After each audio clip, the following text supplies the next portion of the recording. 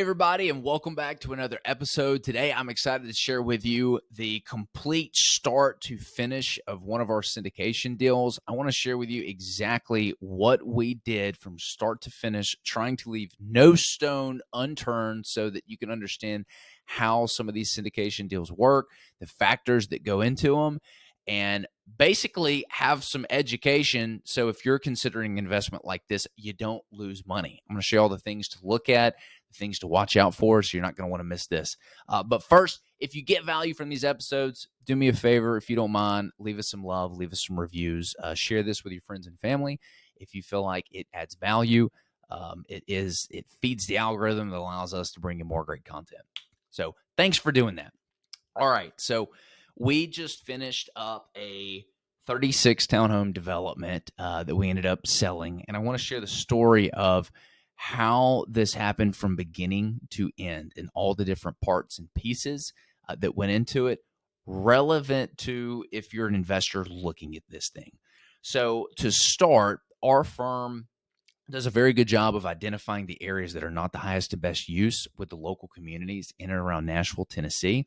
And we add value to the city, to our seller, to our investors, and to ourselves by rezoning that land and force appreciating the value of it through the rezoning process. That's really where we get our specialty. Because when we do that, when we can go to a seller and say, hey, you got a home that's worth $300,000-$400,000, if we could pay you $1 million for it, would you be interested? It adds value to them, especially to us and our investors when it's really worth $2 million after that rezone, because we did all the work to get it through there. So the seller's happy, they wins. The city gets some tax revenue and some new homes. You get these families that move into it that are happy.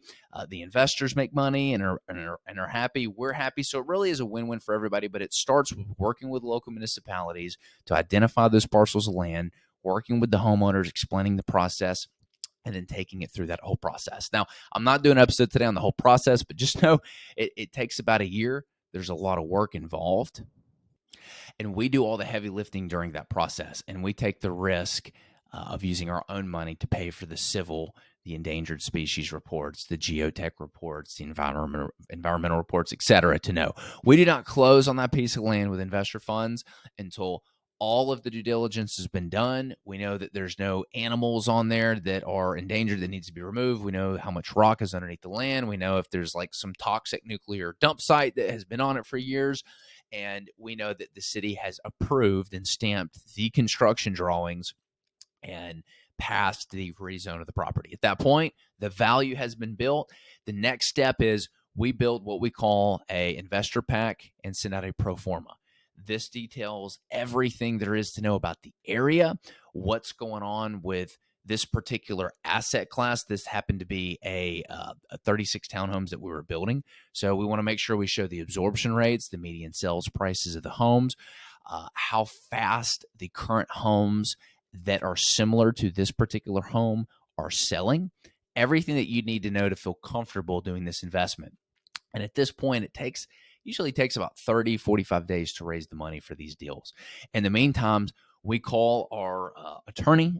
We love Byron over at Three Pillars Law, and he will start setting up the paperwork to do what we will do, either a 506B or a 506C syndication. Because we knew we would be raising money from friends and family, people we had a prior relationship to, we personally chose to do a 506B on this. So if you're thinking about raising money, always consult with an attorney first, have them handle the paperwork. The attorney sets up the paperwork. In the meantime, once that is done, we then create the LLC using that paperwork. We go to the banks, we set up new bank accounts, and we have a brand newly formed LLC that is using the syndication vehicle via 506B.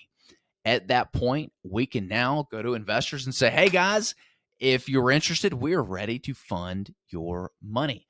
At this time, we will set a future fund date and tell them when it needs to be funded. In the meantime, we have spent a considerable amount of time in the due diligence collecting bids from subcontractors, getting takeoffs for the order quantities. We have vetted the area and met with the subs and walked it and we have solidified contracts. We have plugged the project into our software systems to be managed, and we have all of our cost codes outlined to be able to control and be able to read the budget. Now, at this time, we set a start date on the project.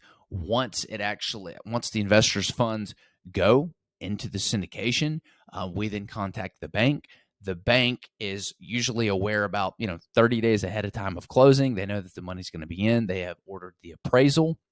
The appraisal has gone out, and sometimes we like to work with multiple banks, to quite frankly, because sometimes the appraisal doesn't work out the way you want. You don't want to be stuck. You want to have multiple options at closing. So I do recommend multiple banks, even though you're going to make someone unhappy because they're not going to get it.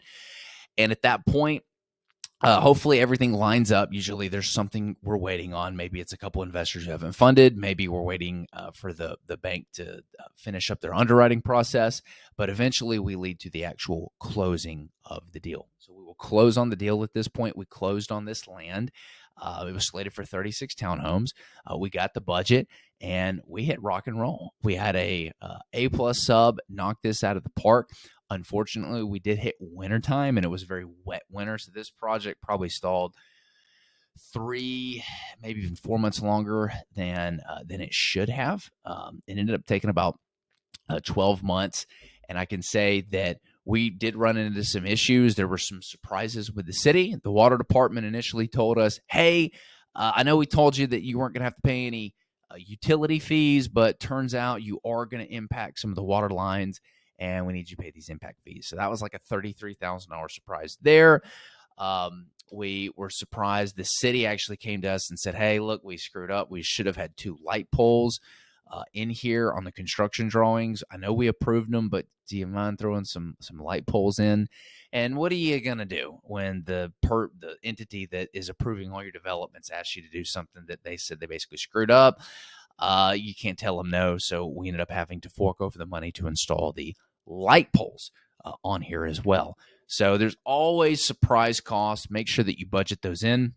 The city is run by human beings. They do make mistakes, so they can promise you one thing and then come back and be like, crap, we missed this, and you have to pay for it. That's the life of being a developer. Luckily, we did raise more funds than we thought we were going to need on this project, so we didn't have any cash flow problems. We were able to fund those overages and get it done. Funny story. So when we were doing the financing to do the vertical loan, we got a knock on the door from a national builder. And they said, hey, we really like your development here. We want to buy it. At this point, like the roads and stuff, we're getting ready to go in. And we said, well, thanks, but no thanks. We're not really, we don't want to sell. And they said, well, we'll offer you this for it. And we said, well, now it's for sale. And we ended up selling that piece of land and making a great profit on it for the time period and the amount of time that we put into it. It was a great return for our investors. We just happened to be working with another piece of land right across the street, and the timing was perfect to basically sell that piece of land and get them into the next. And so that was our goal, was to just continue rolling our investors' funds from project to project to project.